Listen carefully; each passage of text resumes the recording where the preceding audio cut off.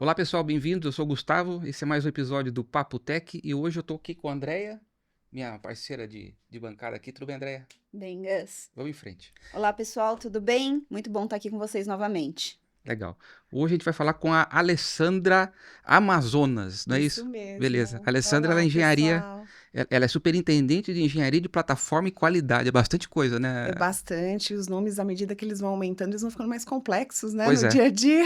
É Isso na mesmo. Alelo, não é isso? Estou na Lelo, agradeço o convite. Tá bom. Muito feliz de estar aqui com vocês. Até perguntando a Alelo, só pra gente contextualizar aqui, ela se encaixa no ecossistema da Elopar? Como é que funciona Isso ali? mesmo. A Lelo é uma empresa do grupo Bradesco e Banco do Brasil. A holding é a Elopar. E conosco estava a Elo, né? Mas está a Livelo e a Veloy. Legal. E, Ale, então eu queria, só para começar um pouquinho, eu queria entender um pouco a sua história, porque você está com esse monte de coisa para fazer lá na superintendência. Como é que você foi entrando na área de tecnologia e foi caminhando para essa posição, né? Bom, eu estou, né, na área de tecnologia há 27 anos, né, entrega um pouquinho a idade. E no começo eu não gostava do tema técnico, né? Eu sou de uma geração onde as meninas eram incentivadas a pensar em trabalhos diferentes do técnico. Então, computador não era uma realidade, né? Matemática não era uma realidade. Eu comecei a fazer administração com ênfase em comércio exterior, e conheci algumas pessoas durante o curso, preferi mudar para análise de sistemas. Me formei numa turma onde nós éramos cerca de 47 alunos, 3 mulheres se formaram, 2 delas foram trabalhar na área comercial de TI, que era muito comum também, e eu fui trabalhar como desenvolvedora. Então, já estava fazendo estágio como Desenvolvedora do quê? desenvolvedora. Na época, eu comecei com Pascal, depois eu fui para Basic, Isso. Visual Basic Eu também trabalhei muito 6, nessa época. Visual Basic 6. Trabalhei bastante com MAS, um pouco da área de dados. Aí em 2003, 2004, eu comecei com web, né? Então, Legal. comecei a fazer site, aí comecei a gostar ainda mais desse ambiente de desenvolvimento. Trabalhei com ASP.NET também. E em 2006, eu comecei a me dedicar à liderança também, que era uma dúvida, né? Quando você é um profissional muito técnico, você acha que não leva jeito para a liderança. Então, em 2006 eu comecei, fui convidada a assumir um time como coordenadora. E uma informação bem diferente. Ale, foi onde essa sua primeira oportunidade como de liderança? De liderança foi na antiga Redcar, né? Então, Legal. eu Que foi onde a comecei... gente se conheceu. Exato. Vamos entregar a idade de vez, né? Nós nos conhecemos lá atrás. Foi na Redcard, depois ela virou Rede. Entre Credicard, né? Redcard e Rede, que é essa indústria de cartões ali, né? De adquirência, eu fiquei 17 anos. Então, passei por vários times de desenvolvimento, tive essa oportunidade de liderança como coordenadora, cuidei de algumas áreas mais técnicas dentro da Redcard, depois Rede. Em 2009, participei ali daquela quebra do mercado, né, que foi quando abriu a adquirência.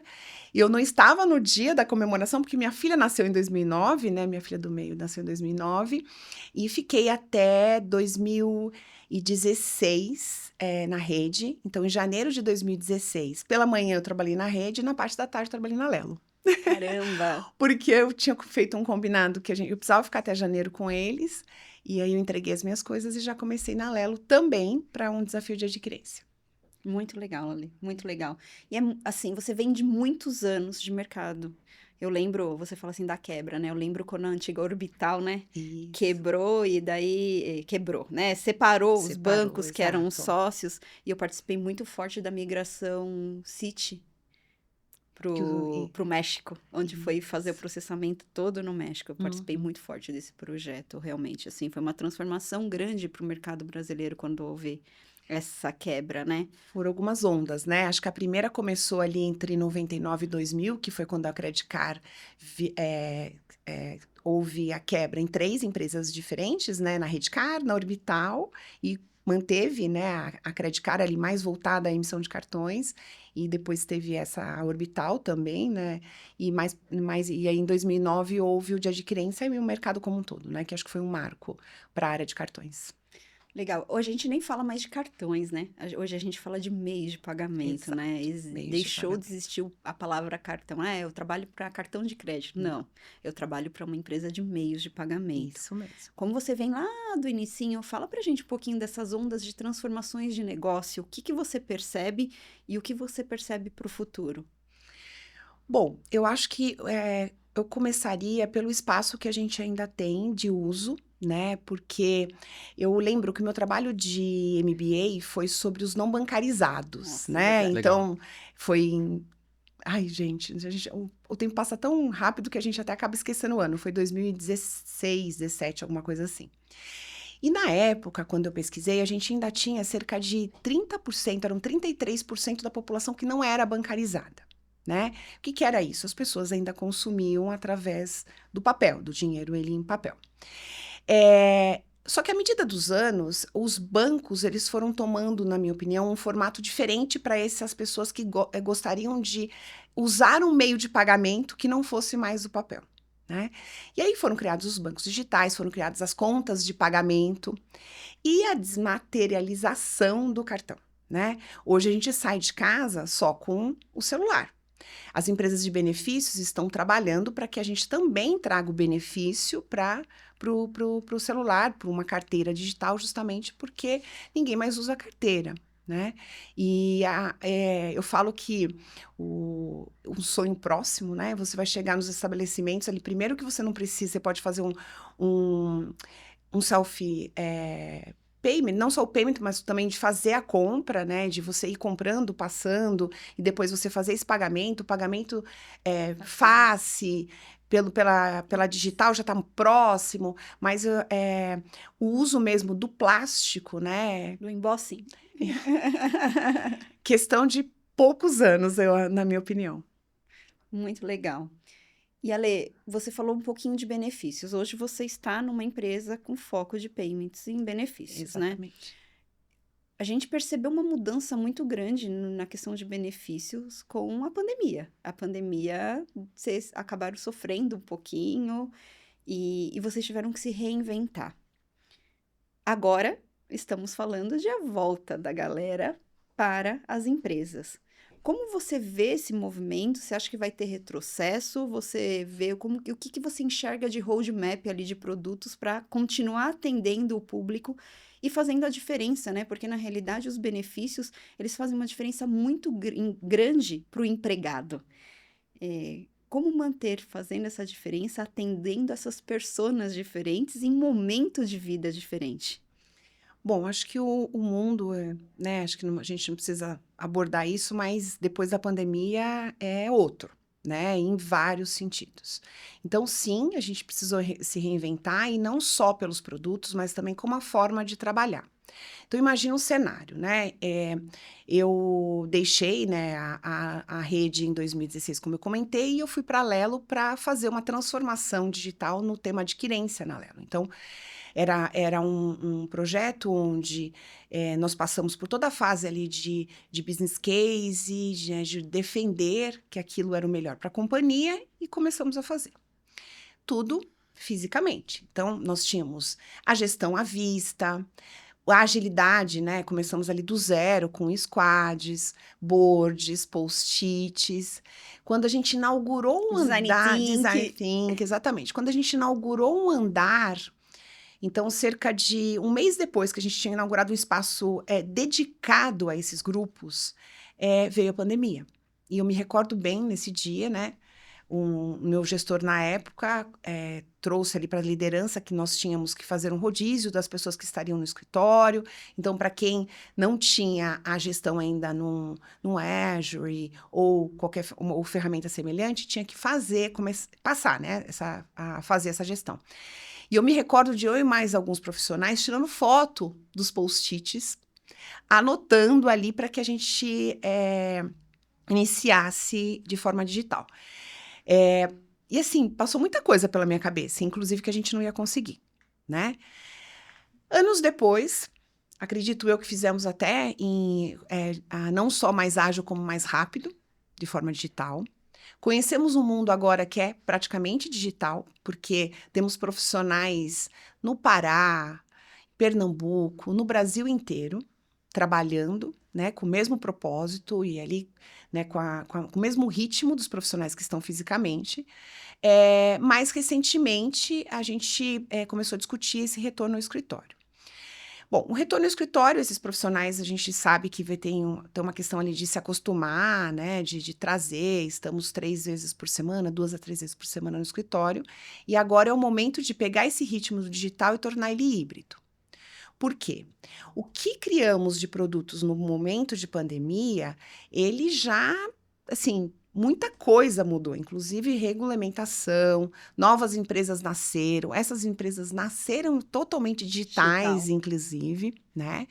Só que a gente tem um mercado que a gente, acho que se fosse dividir ali em 2 nichos, né, de conquista, a gente tem a questão do varejo, então tem muita oportunidade no varejo, no que tange a benefícios, né? E sim, tem oportunidade digital, mas também tem muitas empresas que ainda fazem questão do plástico. Tem muita empresa ainda que gostam de empresas tradicionais de benefício. E o outro nicho seria o consumidor. Então, a gente tem uma regulamentação que futuramente o consumidor pode escolher a empresa de benefícios que ele vai utilizar. E aí todos, né, nessa indústria estão preocupados com isso. Como é que a gente cria produtos para cada vez mais encantar o nosso consumidor, né? Trazer vantagens para o nosso consumidor.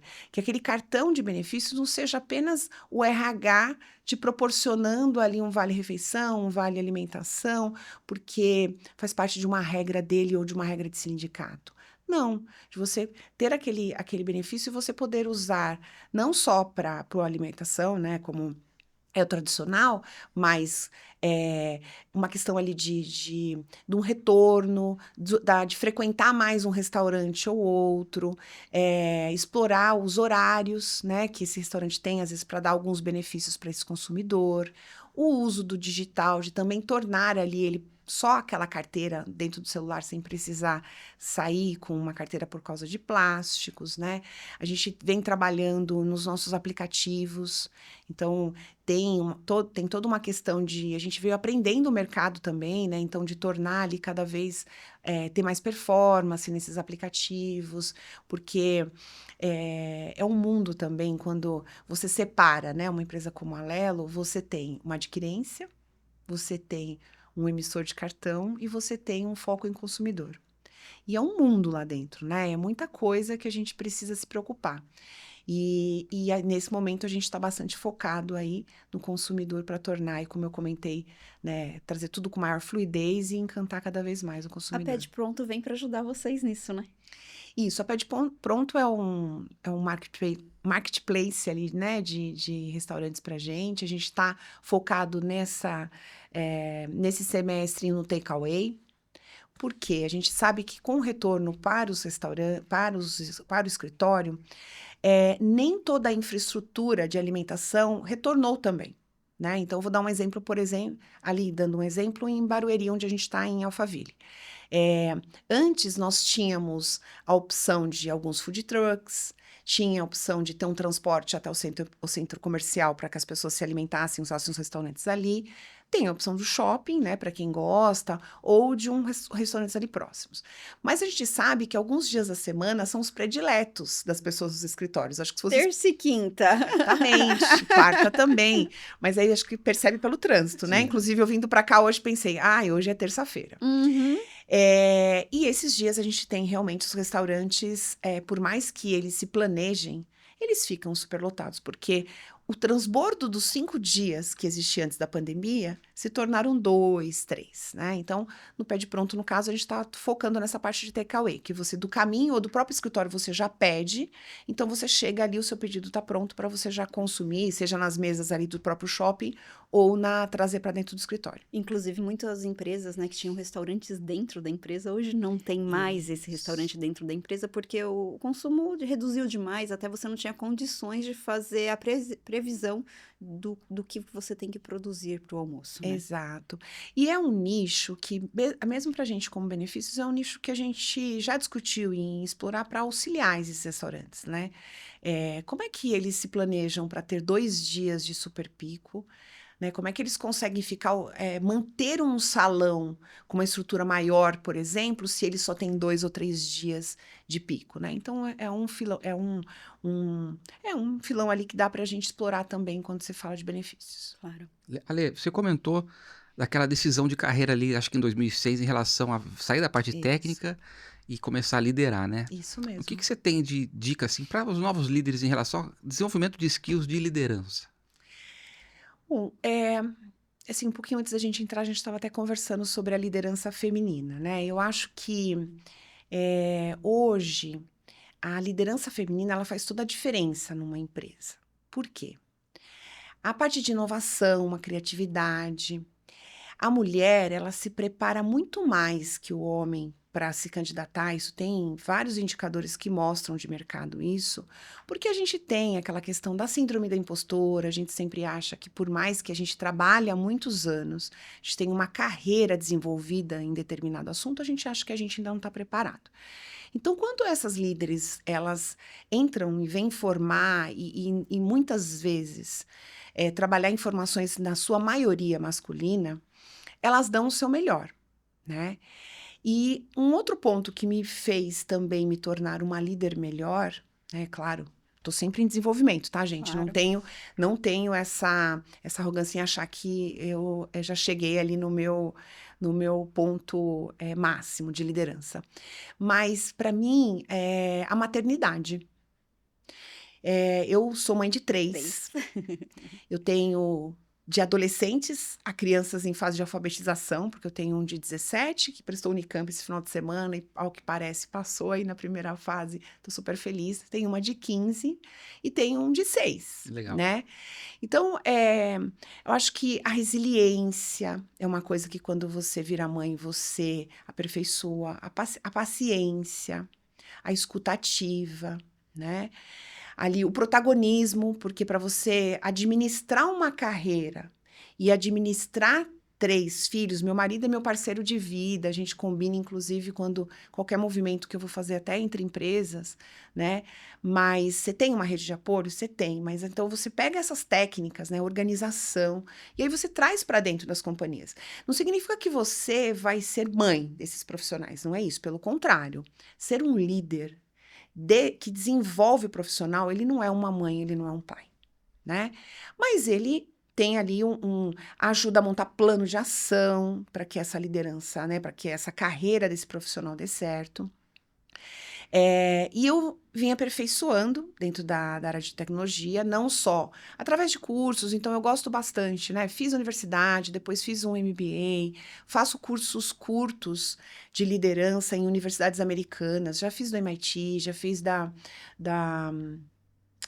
não é Cambridge não é nos Estados Unidos, esqueci o nome de uma outra universidade que eu fiz também recentemente, e isso também ajuda.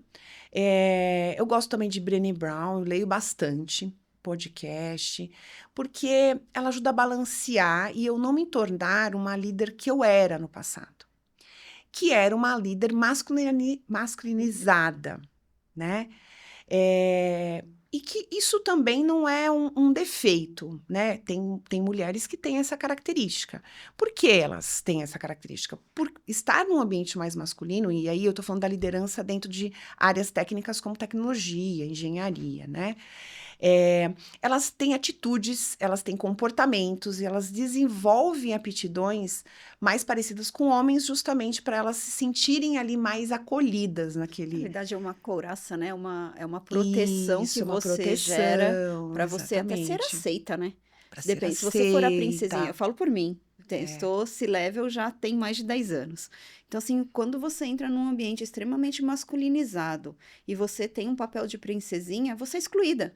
Exato. Ou você... Ou mal interpretada, né? Muitas ou vezes. você entra realmente no clima ali, quem me conhece sabe muito bem disso, né, Gus? É isso. Ou você entra realmente no clima, ou você é excluída. Então, assim, não tem muito...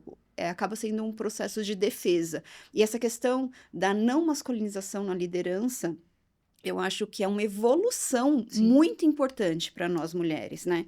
E eu acho que também tem um papel quando você começa a falar lá no início em relação a isso, você fala assim, a gente se prepara mais, né? Também é comprovado que muitas mulheres, quando vê uma vaga, ela lê e fala assim, eu não tenho isso, eu não vou me candidatar. Exato. E o homem não. O homem fala, não tenho, mas amanhã eu vou ter. Né? Então, assim, isso é um ponto que as mulheres realmente têm que trabalhar mais. Elas têm que ter uma ideia muito fixa de que estamos em desenvolvimento, somos e podemos tudo. E deixar claro que nós também não somos a Mulher Maravilha. Temos pontos a serem desenvolvidos. Exato. Isso faz muita diferença. E assim, a gente tem qualidades enormes que pode suprir qualquer déficit técnico. O técnico a gente aprende. O soft skill a gente desenvolveu no decorrer da nossa vida e com as experiências como a Lê trouxe. E às vezes vem de valores, né? Então, até trazendo o tema da maternidade novamente, eu acho que uma das coisas que eu incentivo, inclusive, né, as mulheres que trabalham comigo, sejam nas áreas técnicas ou do grupo, eu faço parte, a Lelo, ela é super engajada nos grupos de diversidades, né? Então, nós temos alguns dentro da companhia, e eu faço parte do SER, que é sororidade, empoderamento e respeito. E o que a gente debate, né? Os pontos da companhia que deveriam evoluir? Sim, mas a gente fala muito como que a gente muda um cenário, né? Então, a gente tem OKRs técnicos, não só de mulheres dentro da área de tecnologia, como de lideranças na companhia. E um dos pontos que a gente fala que está voltado à maternidade é como a gente prepara as nossas filhas e filhos para um mercado onde possamos ter mais mulheres nas áreas técnicas. As meninas, no sentido de, sim, você pode ser o que você quiser, sim, computador é brinquedo de menina, fazer um sudoku. Você quer fazer um sudoku? Sudoku também é para as meninas, né? Fazer universidades técnicas, trabalhar com montar Lego, parece brincadeira, né? Mas robótica que não era uma realidade na minha infância. Então, a minha infância, você ganhava panelinha, tábua de passar roupa, fogão. Nossa, mas que coisa horrível de se fazer. Não, gente, era a geração. E hoje em dia, você ainda vê as meninas brincando de boneca, brincando de panelinha, não tem nenhum problema com isso. Mas você também tem que incentivar e abrir, né, esse espaço de áreas mais técnicas e ir formando, né? Os meninos dar espaço para qualquer coisa, desde empurrar um carrinho rosa pela casa com uma boneca dentro, que isso também não é um problema, né? E na minha casa eu tive que trabalhar o meu marido nesse cenário. Com certeza. E o meu caçula brincava com as coisas da minha filha, brincava com as coisas do meu filho, e a gente sempre deu esse espaço. E o respeito dele pela opção que uma mulher, né, que ele venha trabalhar, ou que está ali no entorno dele, ele ter respeito pela escolha dela, até pela pessoa com quem ele se relaciona. Então, você trabalha isso dentro de casa. E programas nas companhias. A Lelo fez um programa, mais, né, um que eu liderei, que era o Women Can Code, que era onde a gente pegava mulheres do mercado que não tiveram uma formação técnica, a gente dava uma formação curta, mais técnica, e elas vinham trabalhar com a gente como júniores, e muitas, assim, fico muito feliz que nenhuma delas são júniores, já passaram para pleno, outras já foram para o mercado, porque o mercado veio buscar, porque viu que a gente estava preparando. A gente teve o Afrodev também, que também eram mulheres pretas. O nosso programa de estágio passado foi afinidade, né, para mulheres, para diversidade. Então, isso ajuda a preparar e tornar as empresas mais diversas e facilita ali para que tenhamos cada vez mais boas líderes. Muito legal, Ale. Parabéns por todos esses programas. Ale, você comentou um pouquinho também de pressão por inovação, né? A gente tá falando o gancho da liderança, mas inovar num ambiente onde tem também legados, tem um business as usual gigante, né? Como é que você lida com isso?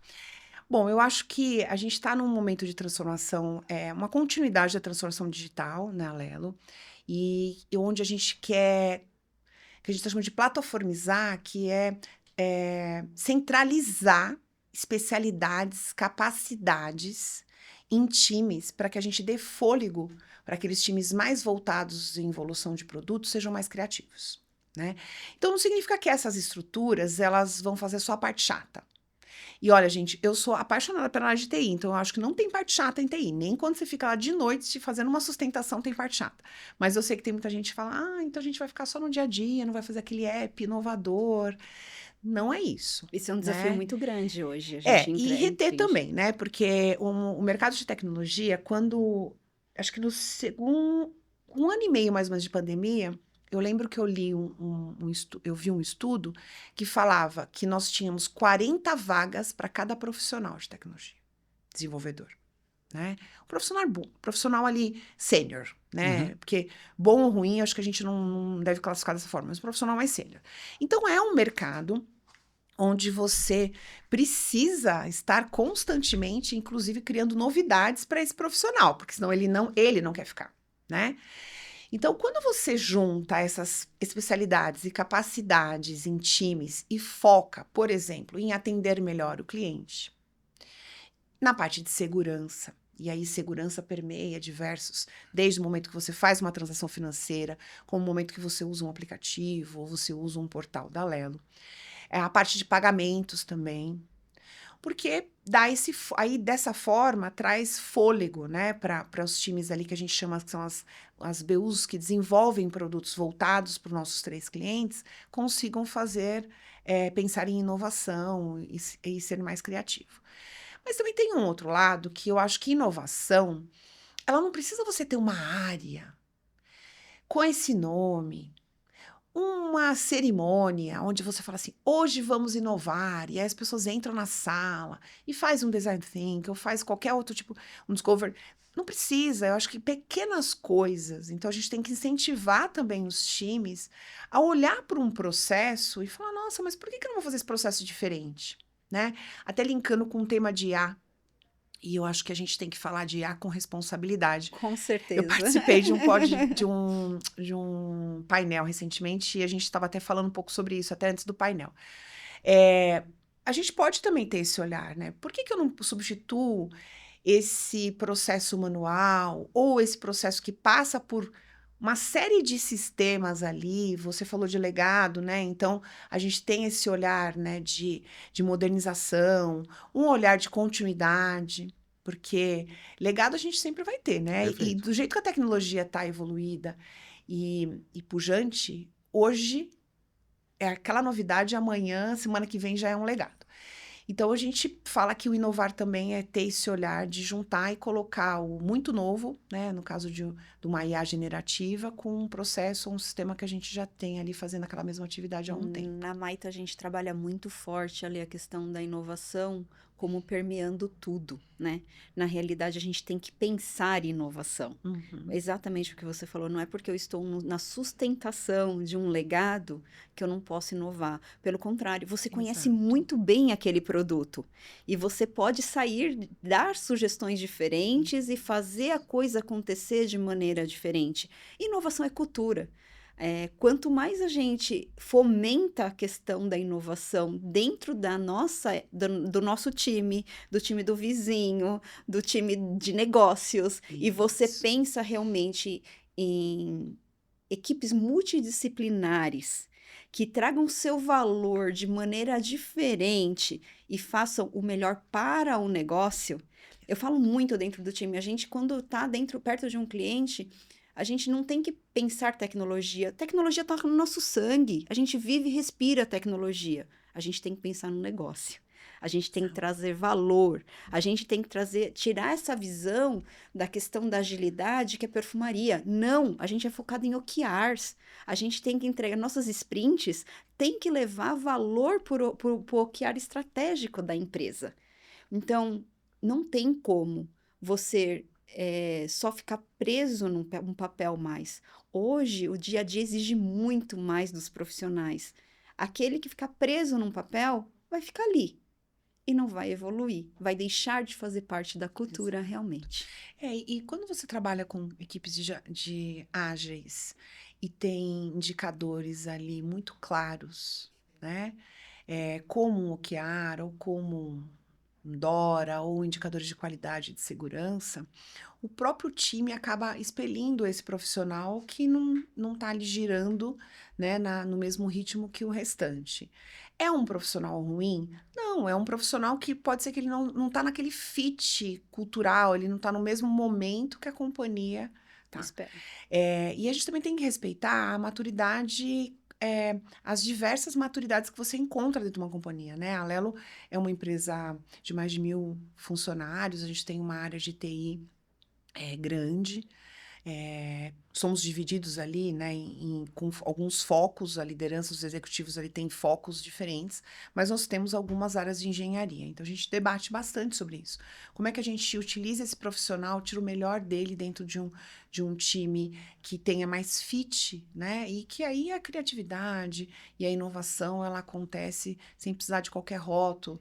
A gente já teve também o ano...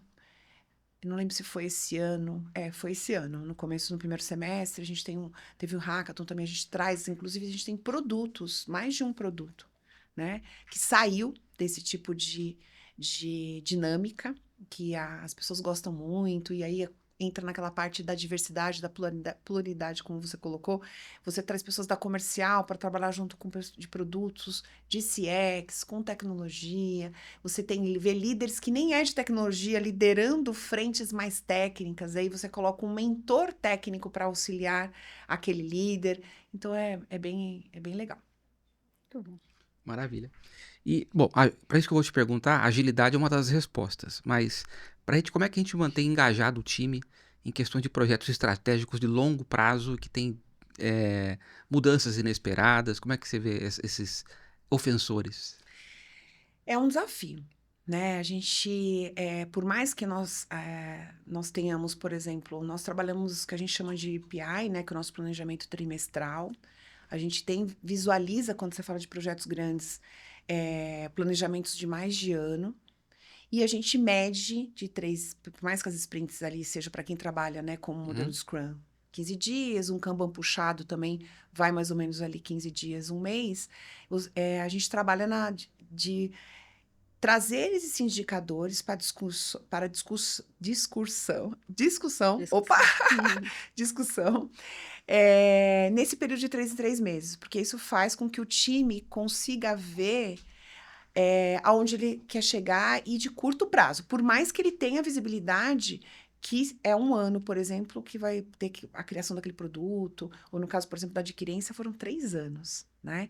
Mas a gente traz muito próximo, porque se você não traz um número pragmático ali, um indicador onde você fala assim, olha, você mexeu o ponteiro 1 para a direita, né? Diminuiu em vez de aumentar, no caso do OKR, que a gente acompanha ali mensalmente, discute, mostra as atividades envolvidas nisso, traz eles para essas atividades, porque aquele modelo de OKR só estratégico, sem ter um tático, onde o time vivencie que o trabalho que ele entregou naquela quinzena mudou o ponteiro, você perde essas pessoas. Claro. Então, eu acho que estar mais próximo facilita. Visibilidade, né? Saber onde estamos, Exatamente. o que fizemos, para onde estamos indo, né? E falando também, tendo conversas difíceis também, gente, porque para atingir a maturidade, hoje a gente tem uma maturidade em um dos nossos segmentos de mais de 90% de assertividade dentro de uma PI. Caramba. Né? Então, é uma Muito maturidade alto. muito boa. Então, a gente tem que mostrar, né, esse time comemorar e trabalhar e inclusive se questionar porque não chegou no 7, por mais que seja, né, esse 7%. E aí, esse 7% a gente tem essas situações. Você planeja, sei lá, 5 épicos, e aí chega uma regulamentação nova, ou uma indisponibilidade, ou alguma coisa ali que faça com que aquele time tenha que replanejar, e não é mais 5. Ele entrega 4, ele entrega 3, aí ele apoia um outro time para que ele consiga, né, ajudar claro. nesse indicador. Então, a gente tem que trabalhar isso. E ter também uma área de portfólio de governança muito disciplinada, né? Porque vontade de fazer o diferente para o nosso cliente, isso acontece com todo mundo, todo dia. Você chega com uma ideia e fala, ai, que delícia, vamos fazer isso. Então, o que cai da PI para a gente poder colocar isso? Então, essas conversas difíceis a gente vem trabalhando. Essa maturidade que eu comentei não é o do restante da companhia, a gente tem ali maturidades semelhantes, mas ainda não é. Mas todo mundo vislumbra ter, né, esse indicador e uma parte que a gente está trabalhando fortemente é essa parte de priorizar e manter o que foi priorizado. Entendi. É uma luta. Exatamente. Ale, com esse seu grau de maturidade e autoridade já em liderança, né, e toda a sua experiência, você deixou de liderar pessoas mais júniores, né? Você hoje lidera pessoas mais sêniores. Qual o desafio da liderança? Até de líderes, realmente, né? São pessoas que você está se colocando ali. Você vai estar no meu lugar amanhã. Como é esse trabalho? O que você vem desenvolvendo para criar esses futuros líderes que vão ocupar o seu espaço, realmente? É um desafio, né? Eu acho que a gente vai trabalhando à medida que você vai sentando, né, nas cadeiras mais executivas. Então, hoje eu tenho estruturas que eu chego a ter 3 líderes de liderança abaixo de mim até chegar num analista. Eu acho que eu divido ali em 2 formas, né? Então, os meus diretos, né, eu costumo trabalhar com pessoas que eu confio muito. E não é que são amigos, Eu super entendo. é confiança. E a confiança você não conquista em 1 ano de trabalho, né? Você vai conquistando. Então, você vai formando essas pessoas. E eu tenho muito orgulho, sabe, da minha carreira de ter formado júniors e esses júniors serem gerentes e gerentes executivos. Então, os meus júniors que trabalharam comigo na época que eu era coordenadora na rede, foram fazendo carreira, encontraram outros gestores que fizeram essa formação, vieram como especialistas quando a gente começou a montar o nosso time de adquirência, fizeram um trabalho ali, fizemos um trabalho, e hoje eles ocupam cargos ali de liderança, de gestão, gerente executivo. Então, tenho muito orgulho, e aí vem a confiança, porque você vê esse profissional desabrochando, né? Então, se você tem essa opção de trabalhar fazer construir essa carreira, eu acho que é o melhor cenário. Acontece também de você buscar no mercado. Então, quando eu participo, eu faço uma entrevista, e eu costumo entrevistar até os coordenadores. Quando a gente vai trocar os coordenadores, eu participo. E eu brinco que eu falo assim, olha, a parte técnica, o gestor direto vai olhar, eu vou olhar o soft skill. Porque é um ponto que você falou agora há pouco, né? Eu acho que o hard skill, você ensina, uma escola ensina, uma trilha de desenvolvimento mais técnico ensina, e a Lelo ela é especialista nisso. Sim. A gente tem parcerias com a Alura, a gente tem com universidades, então tem esse espaço para esse desenvolvimento técnico, a AWS, né, certificações, mas o soft skill tem ali uma mistura de valores, de como foi a criação, de como foi a formação no mercado de trabalho, porque tem pessoas que sofrem muito até conseguir alcançar voo, né, na carreira. E isso deixa marcas. E às vezes essas marcas, elas dificultam na formação de um líder, que é o que eu espero que esse líder seja, ou que a Lelo espera. A cultura da Lelo é uma cultura muito forte, né? Graças ali um grupo de pessoas, mas especialmente a Soraya Bade, que deixou a companhia, né, para ir para o Bradesco, né, com um desafio ali. E ela criou, né, ajudou ao longo dos anos criar uma cultura que nós tivemos 4 presidentes, e a cultura ela é sentida. Ela se manteve. Eu Se passei por essa manteve, toda onda, né? na Lelo, É e eu percebo isso claro nitidamente. que um CEO de uma companhia, ele traz ali, né, um ritmo ou uma característica que acaba apoiando, ajudando, incrementando essa cultura, mas a cultura, na sua essência, não mudou. Então, por isso que eu acredito muito, inclusive, nessa formação desse profissional, né, na parte de soft skill. E eu procuro isso. Quando eu olho para o time, eu também procuro ter acesso a conversas. Eu tenho um programa na Lelo que chama Mentorize. Então, nós, líderes, nos cadastramos, e a empresa tem o benefício de entrar e marcar horas com essas lideranças. Então, eu converso com os profissionais do meu time, seja para um mentorize, seja para um café, seja para um grupo. Eu, hoje em dia, confesso que eu não tenho conseguido mais, tá, nesse semestre fazer, mas eu fazia gembas e nas cerimônias, porque nas PIs, porque você vê aquele profissional atuando no dia a dia. Porque às vezes quando um analista marca uma conversa com você, ele se prepara, então ele traz ali uma forma de contar o fato, de falar do desenvolvimento dele, que às vezes não é o que o time está vendo, né? Que não é o mesmo comportamento quando ele está inserido na equipe.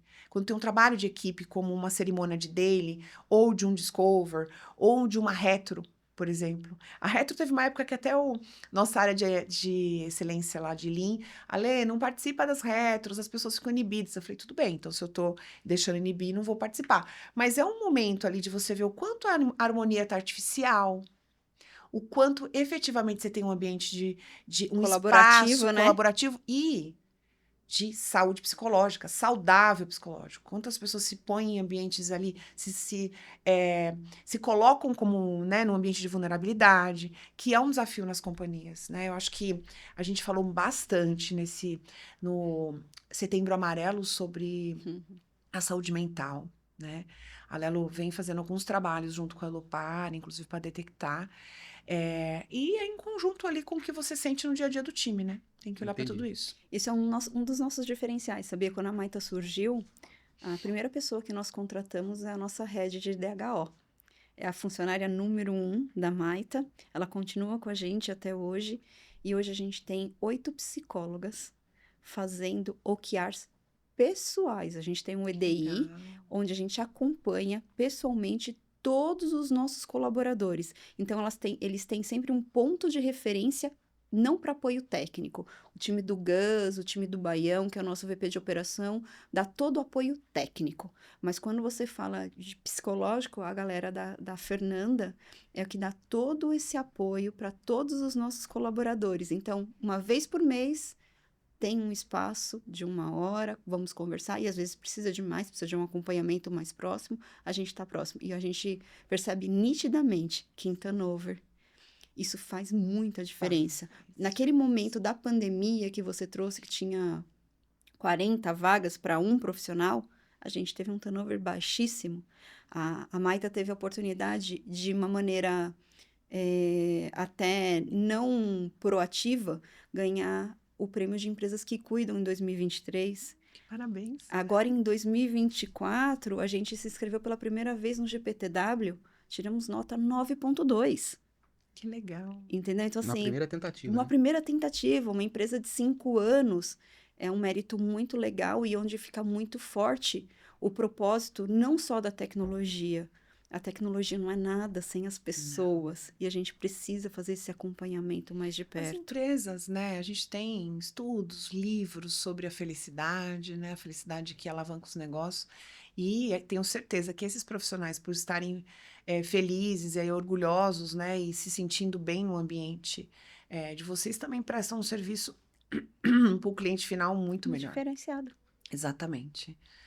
E nem todo mundo pensa assim, né? A gente, inclusive, quando a gente vê parceiros, a gente se preocupa, inclusive, com isso. Parceiros que não se preocupam com os seus colaboradores, né? E vão prestar serviço pra gente, a gente costuma, às vezes, dar feedback, né? Para a gestão desse parceiro, ou mesmo até chegamos, teve uma empresa que a gente parou, cortou ali relações corporativas por causa da forma como eles tratavam os colaboradores. Mas eu concordo uma coisa com você. 2 coisas eu concordo com você. Eu tenho muito orgulho e compartilho. Eu tenho muito orgulho do time que eu consegui ajudar a desenvolver, porque não é, na realidade eu não desenvolvia. Acho que o desenvolvimento é da pessoa, é empírico, né? A pessoa tem que querer isso. Então eu ajudei a desenvolver um time muito legal que me acompanha e elas sabem muito disso. Confiança. Sim, total. Para mim, é a primeira competência que eu analiso. Tem como você analisar a competência numa confiança numa entrevista? Tem como você sentir. Mas se eu perder isso no caminhar, acabou a minha relação corporativa. Tem que ser assim, né? Eu acho que com os nossos pares, com os nossos liderados, né? Ou com o nosso próprio líder. Com nossos filhos em casa. Com os nossos filhos, principalmente, porque eu acho que líderes como nós, com certeza trabalhamos nossos filhos, né? A minha filha brinca, lá vem a mamãe me dizer que vai me dar um feedback. Entendeu? Mas é porque a gente se preocupa como que eles estarão futuramente aí inseridos no ambiente corporativo e coisas que a gente vê nos nossos profissionais que a gente não gosta, a gente traz para casa ali para trabalhar. Porque o nosso papel, enquanto pai e mãe, né, de formar bons seres humanos. E esses bons seres humanos se tornarão bons profissionais e profissionais confiáveis. Você deu um gancho aí que eu vou criar uma pergunta aqui que não está no script. Geracional. Eu brinco muito, né? Às vezes eu tô conversando com pares, o pessoal fala, nossa, essa nova geração. Eu falei, culpa nossa. Somos nós que estamos criando Sim, essa nova geração. exatamente. Quais são os desafios geracionais que você está passando como liderança? E o que você... como você pretende trabalhar? Porque, de uma certa forma, hoje nós temos uma formação muito diferente do que nós tínhamos, né? Eu até falo, né? Essa geração, hoje em dia, ela é muito ser, né? Ela volta na geração dos nossos, talvez, nossos avós, né? Que era muito a geração do ser. Os nossos pais nos criaram pela geração do ter. Então, a gente precisava ter marca, a gente precisava ter habilitação, a gente precisava, né? E hoje, os nossos filhos, eles voltam muito para essa geração do ser, mas tendo. Exato. Porque nós conseguimos proporcionar esse ter. Como você analisa, tanto dentro de casa, como para você formar futuros líderes dentro da sua casa, como nos futuros líderes dentro da sua instituição? Bom, eu acho que tanto na minha casa quanto na companhia, eu sou uma pessoa extremamente transparente, muito franca. E eu só fui ajustando a forma como você passa a mensagem ao longo dos anos. Por isso que eu falei, a gente vai se tornando melhores líderes. Antigamente, quando eu estava numa área mais, né, ali, coordenadora ou no dia a dia do especialista, era aquele binário, né? E aí você vai virando líder e você vai fazendo esse ajuste, mas você não pode deixar de passar a mensagem. Você não pode deixar de trazer qual a expectativa que você tem com aquele profissional. Né? Então, por isso que eu acredito muito em casos de formação de PDI, né? O plano de desenvolvimento ali individual, trazer, olha, você se comporta de forma prolixa, por exemplo, quando vai fazer uma apresentação. Então, o que a gente espera de você numa apresentação? Vamos colocar aqui. Você não cumpre prazos, não cumpre horário, que é uma coisa que, na minha casa, assim, eu tô constantemente fazendo esse trabalho. E a gente tá numa geração que não cumpre horário para nada. Não sei se vocês perceberam, mesmo os profissionais da empresa, né? Você marca as reuniões sempre começam atrasadas. Ah, mas isso é uma cultura brasileira. Mas, gente, a gente tem que mudar isso. É muito chato, né? As pessoas têm que ficar te esperando. Então, isso de ser franco, de trabalhar, de trazer. Eventualmente, eu percebo desvios ali nos profissionais da companhia, e aí eu venho para casa e ajusto a forma como eu crio os meus filhos, para justamente não ver esse desvio. Porque é aquilo que você falou, né? Então, do ser com uma mistura de ter. Eu venho de uma família muito, muito, muito pobre. E que eu tenho orgulho de falar, porque foi essa... acho que me deu energia para conquistar e ter uma carreira e falar assim, ó, eu conquistei, eu venci, né? E aí a gente quer dar tudo para os nossos filhos. Então, é criado numa bolha, a gente brinca, né? Criado numa bolha, você tem um adolescente de 17 anos que você leva para fazer o vestibular, você vai buscar para fazer o vestibular, e eu nessa idade já usava transporte público há muito tempo. Já trabalhava. Já trabalhava, inclusive, né? Então, como é que você faz essa mescla que é o que eu tento fazer em casa? Ok, você tem tudo isso e agradeça por ter tudo isso. Porque muitos não têm o que você tem. Então, não é o jogar na cara, entre aspas, do tipo, eu te dou tudo. Não é isso. Você vê como você é um adolescente diferenciado? Então, o que eu espero de você? Que você estude, que você tenha boas notas. O target da minha casa de nota era 8 até pouco tempo. Menor que 8. Nossa, mas eles não precisam passar por essa pressão? Precisa. Porque quando eles vão para um ambiente corporativo, ou eles frustram o gestor, né? E o gestor pensa assim, ai meu Deus, gastei horas tentando formar, selecionar e vou ter que trocar. Ou eles se frustram, como acontece de situações que vocês já devem ter ouvido, onde um pai entra num momento de demissão e briga com a pessoa que está demitindo né? Porque o filho está sendo demitido, onde uma mãe sai do ambiente do trabalho do dia a dia dela para ir na empresa reclamar que o ar-condicionado não deve estar limpo porque a menina teve 2 casos de pneumonia. Então, gente, as coisas não podem ser assim, né? Então, eu acho que a gente tem que... É como se a gente criasse OKRs em casa, indicadores até para os nossos filhos. Mesmo o pequenininho, né? Ele vê, acho que o pequenininho ele vai aprendendo com os mais velhos, porque os mais velhos já estão nessa época de ser mais... O pequeno ainda não sabe nem ler, vai entrar nessa fase... Mas mesmo assim, eu faço compromisso. E acho que outra coisa é o financeiro, gente. É muito importante essa educação financeira. Porque depois eles se tornam profissionais e aí você tem trabalho a ponto de você chegar e falar assim, escuta, você entendeu que o nosso orçamento é 100? Primeiro ponto, por que o orçamento não está sendo controlado? Segundo ponto, por que você tem um forecast de 120 se você só tem 100? Parece besteira, mas as pessoas elas não têm essa base em casa e elas entram numa companhia e aí você não fala de R$ 120, você fala de 120 mil, 2 milhões, né? Que para uma companhia é um dinheiro saudável, para um profissional, para um CPF, pelo menos o meu, é bastante dinheiro. Então, é essa base que acho que a gente tem que fazer um ajuste, né? Nos nossos filhos, para a gente conseguir ter aí profissionais melhores. E os estagiários, os nossos aprendizes, a gente já começa a cobrar coisas, né? Responsabilidade. A gente parece muita besteira, mas tem profissional que tem dificuldade com ponto eletrônico. De fazer o horário combinado com o gestor. Do gestor ter que descer e falar assim, olha, então, você não pode bater esse cartão, né? Agora não é mais cartão, é uma expressão ruim. Você não pode mais assinalar eletronicamente que você fez só 30 minutos de almoço, porque o seu horário de almoço é 1 hora. Né? Então, isso está tudo, na minha opinião, na base que você cria os seus filhos e esses profissionais quando entram na companhia. É um grande desafio, né? Eu acho que esse toque não fica só para os líderes, né? Mas para os pais, eu acho que a gente concorda muito com isso, né? Nós estamos criando essa nova geração. Então, se a gente não cobra responsabilidade, se a gente não cobra autonomia, se a gente não dá espaço, se a gente não mostra as consequências, a gente vai ter um retorno corporativo desafiador futuramente. E as doenças, né, de desgaste aí psicológico, depressão, muitas são por causa de frustração. Burnout, né, que vem Burnout, exato. acabando com a corporativa. Muito bem. Ale, a gente está chegando mais perto do final, mas tem uma questão que a gente nunca pode deixar de fora.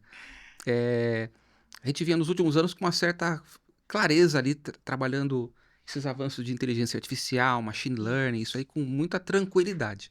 Até chegar 2023 com o boom da OpenAI e a generativa, tem que fazer algo, tem que ser pressionado por já colocar isso aqui dentro da empresa, gerar inovação. A galera não tem nem dados, né? Mas quer fazer AI. Então como é que esse desafio pro bem, né, da inteligência artificial, mas às vezes a gente tem que controlar essas expectativas. Como é que você vê isso? O meu ponto da responsabilidade, né? Eu acho que a gente tem que proporcionar um ambiente para que os times inovem e usem IA e façam testes ali, mas precisa ter uma federação, que a gente está chamando na Lelo, né? Que é um pouco de você organizar o uso, né? Organizar a forma como você vai fazer esses testes, porque dados é o calcanhar, acho que já de muita companhia. Não adianta nada você ter uma IA ou você desenvolver ali determinadas IAs e você não tem ali uma base, né? Uma formação, uma estruturação desses dados que vão ser consumidos, além do que o receio da utilização desses dados, porque a gente precisa ali cumprir com todas as regras de proteção, né, do dado, principalmente dos nossos clientes. Na Lelo, a gente vem trabalhando, né, algumas iniciativas, seja nas áreas ali, como eu comentei, que a gente está nascendo, atendimento de cliente, como também interna. A parte de estruturação de dados, isso a gente está trabalhando há muitos anos, acho que a gente tem bastante coisa evoluída e até um diferencial ali de mercado que a gente pode fazer uso, né, olhando para todos os nossos clientes. Eu acho, minha opinião pessoal do que eu já vi, eu acho que tem muita coisa, sim, que aquele percentual, né, as empresas, eu tenho uma plataforma de IA, e eu, sei lá, o seu desenvolvimento, você vai ter uma eficiência de 60% a 70%. Eu não encontrei ainda, né, em tudo que eu já vi. Recentemente eu fiz um curso, tanto digital quanto presencial, foram 2 dias de imersão. Tinha 162 pessoas, conversei com algumas pessoas sobre o tema. E ainda existem ali indicadores que não batem com o que as empresas trazem para a gente O número realmente. parece ser inflado, né? Ou num caso específico. 80% de É, aceleração, calma lá, né? exatamente. Ou em coisas pontuais. E, por exemplo, eu acredito muito na área de testes. Eu assumi a área de qualidade recentemente. É uma área que eu venho conversando bastante com o meu gestor, que eu acho que a gente tem bastante oportunidade de usar como habilitador, usar como alavanca, usar para facilitar o dia a dia dos times. As de desenvolvimento, eu acho que sim, a gente vai aperfeiçoar, então acho que vai fazer uso, não sei se 60, 70, mas que a gente vai ter bastante chance ali. No relacionamento com o cliente, só que mais personalizado. Acho que quem nunca ficou chateado com um bot onde você vai respondendo, e aí você chega uma hora e você percebe que o bot se perdeu e que você está perdendo tempo ali, e aí você passa para o humano, eu acho que é bem decepcionante. Então, a partir do momento que a gente estuda ou já tem coisas disponíveis, né, para os nossos clientes, a gente tem bastante esse cuidado. Como vai ser a experiência, né? Porque senão nasce morto, né? Se você perde a credibilidade do seu cliente de entrada, eu já vi muitos atendimentos perderem clientes e a retenção ser muito baixa, porque a experiência inicial foi negativa. Então, tem que tomar um cuidado muito grande. Você tem que trabalhar o encantamento no start. Não é só o estar disponível, ele tem que ser funcional, né? Ele tem que ser eficaz. Eu tenho um grande laboratório que tive experiências péssimas usando a IA deles, a ponto de marcar um exame que nem era o que eu queria fazer, gente. Então, depois, ainda bem que eu vi, depois você chega para fazer um exame de imagem, não é porque né, a IA entendeu diferente do que você colocou. Foi uma transmissão de pensamento. Eu sei qual é o laboratório, eu já conversei com eles, inclusive, sobre isso, tá? Porque, assim, outra coisa, você faz todo o processo de check-in, e quando você chega, você tem que fazer tudo de novo. Eu falei, então, por que eu perdi meu tempo fazendo todo esse processo digital? Então... É o mostrar que tem, né? Então, a gente tem grandes hospitais que você chega, faz todo um check-in lá e gera a pulseirinha, você põe a pulseirinha, senta. Quando você acha que o médico já vai te chamar, né? Não, você vai para um guichê e aí o profissional pergunta todas as coisas de novo e você pergunta para o profissional porque ele está perguntando de novo e ele diz porque a máquina não faz o check-in. Então, pior. O cliente passou por uma sensação, criou aquela expectativa e não foi atendido. Então, a gente tem bastante esse cuidado. A gente tem iniciativas internas também, onde a gente trabalha o atender o nosso cliente interno, né? Porque uma empresa não é feita só da área de produtos, CX e tecnologia. A gente tem várias áreas ali que estão conosco ali fazendo com que seja uma empresa de sucesso, né? Como a comercial, finanças, né? Mesmo dentro de CX a gente tem operações, né? Logística. Então tem essas áreas que o atendimento a partir de uma IA, e por sinal a da Alelo chama Alê, né? Até engraçado que no começo dava um pouquinho de confusão. Não, vamos pedir lá para melhorar com a Alê. E aí eu não sabia se era Alê, se era eu, se era Alê. Legal. Então a gente vem aperfeiçoando e é importante. Importante, inclusive, levar muito sério a questão da alucinação. Então, uma coisa é cliente interno, outra coisa é a gente disponibilizar para os nossos clientes finais, né, essa questão. Mas estamos muito estudiosos, tá? Dentro de casa ali, acho que todas as equipes, trazendo de novo, né, a questão de que inovação não precisa ter uma área, é a mesma coisa com a parte de inteligência artificial. A gente não precisa ter uma área fazendo para a companhia como um todo. A gente precisa ter uma área federando ali, fazendo, né, regras de como que a gente pode fazer isso, mas todo mundo ali fazendo uso, contando essa experiência, se foi bem sucedido, como eu comentei na área de testes, né, que a gente estava ali com bastante otimista, e aí a gente traz outras pessoas justamente para ajudar a testar com a gente, para ver se está sendo bem sucedido, olhando para indicadores, gente. Porque a gente tem que tomar cuidado com... Eu sei que a IA não é uma moda como o metaverso, foi, né? Mas tudo tem que ser medido. Tudo, né? E nesse curso que eu estava fazendo, teve uma pergunta bem capciosa de um profissional, que, inclusive era uma IA que ela fazia score, né? E o professor, quando apresentava, o instrutor, quando apresentava ali, não explicava que aquilo era para uma empresa pequena, Porque se uma grande fosse utilizar, ela precisava de uma infraestrutura mais complexa, ela precisava, inclusive, financeiramente, avaliar se valia a pena usar uma ferramenta que a gente sabe Já que o tem no mercado tem mercado. para empresas maiores ou mesmo utilizar aquela mais simples. E aí a pergunta foi essa, porque do jeito que estava sendo vendido, parecia que qualquer um com uma empresa, sei lá, de 500 funcionários poderia utilizar. Não é bem assim. O custo para você usar, né, essas IAs mais simples, ou que são voltados para um varejo, assim dizendo, é superior de você usar uma ferramenta que já está ali mais tempo, né? Uma Até curadoria específica para isso, né? e já está com o mercado consolidado, já tem outros clientes, ela já aprendeu, inclusive, bastante com os clientes que utilizam, né? Então a gente tem que ter bastante esse cuidado. Muito bem. Legal, Lê. A última pergunta é sempre essa. O que você nos indica para a leitura que te ajudou a chegar onde você chegou ou que te ajuda hoje a percorrer o seu futuro? O que você está lendo agora? Bom, eu tô lendo o cientista executivo né, que é um case ali do iFood, e não é porque é o iFood, mas é porque traz ali bastante coisas de IA, traz bastante coisas relacionadas a como que resolveu um mercado bastante pujante de fraudes, né? Então, foi nesse sentido como é que foi administrado, tô finalizando. Eu gosto muito de Brené Brown, como eu comentei, já li alguns, eu acho que para quem quer, e é uma linguagem muito simples de entender, então qualquer líder, início de carreira, ou mesmo um especialista que pensa virar um líder, né? Porque ela fala sobre a vulnerabilidade, sobre o líder imperfeito, né? Então, gosto bastante. Gostei bastante do essencialismo, né? Eu acho que me ajudou, inclusive, a tomar algumas decisões e ficar com o coração um pouco mais aquecido na decisão. E eu trouxe que esse é um livro que, com muito carinho, porque duas pessoas que eu gosto muito me recomendaram, inclusive, sem se conhecer, que é o Shakti, ele se escreve Shakti, que fala sobre a liderança feminina, masculina, que é esse ponto que a gente comentou, a liderança Sakti, né? E tem um H no meio, tá? O equilíbrio do poder feminino e masculino nos negócios, que é um pouco de você ver mulheres com um perfil mais de liderança masculina, né? E aí a gente já explorou bastante aqui, então ele vai explicar um pouco. E quem são essas pessoas, né?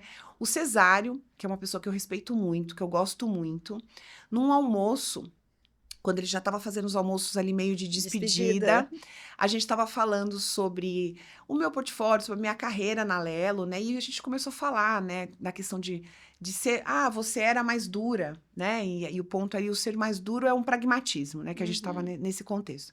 E aí ele comentou, ele falou, olha, deixa eu te recomendar um livro, e ele gosta, né? E ele lê bastante, ele fala, inclusive, e ele me recomendou. Só que ali na hora do almoço eu não anotei. E eu fiquei, gente, uma hora eu preciso parar, perguntar para alguma IA, descrever, porque é um livro que eu quero achar muito, mas falei, quando ele começou o sabático, falei, quando ele voltar do sabático eu pergunto.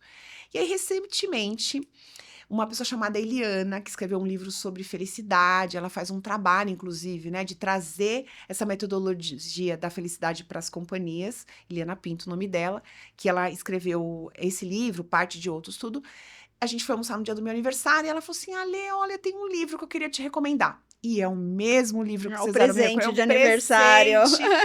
Então, é um que tá tô terminando, mas é um que eu quero começar ainda esse ano e que eu recomendo aí para as líderes, tanto as mulheres quanto os homens aí que são líderes. Ale, muito, muito obrigada pela sua Obrigada a disponibilidade, vocês. pelo compartilhamento, por estar aqui com a gente, por estar empenhada a fomentar a questão da liderança feminina e até mesmo a entrada na área técnica, né? Acho que não precisa ser líder. A gente precisa de mais mulheres e mais sensibilidade na área técnica. Você sabe o quanto eu gosto de você, a gente já conversou sobre isso, o quanto a gente já trocou, o quanto você me inspira e o quanto eu também aprendo com você. Parabéns. e uma jornada de muito sucesso, viu? Obrigada, e aprendemos juntas, né? E aí, até colocando ali um complemento ali da sua frase, eu acho que a gente não precisa ser chefe para ser líder, né? E normalmente as melhores lideranças são aquelas que nem têm ainda o cargo, né? Você vê desabrochar um líder ou uma líder, mesmo sem ter o cargo. Exatamente. Obrigada. Legal, Ale, obrigado, viu? Obrigada. Tamo junto, pessoal. Até o próximo episódio. Valeu.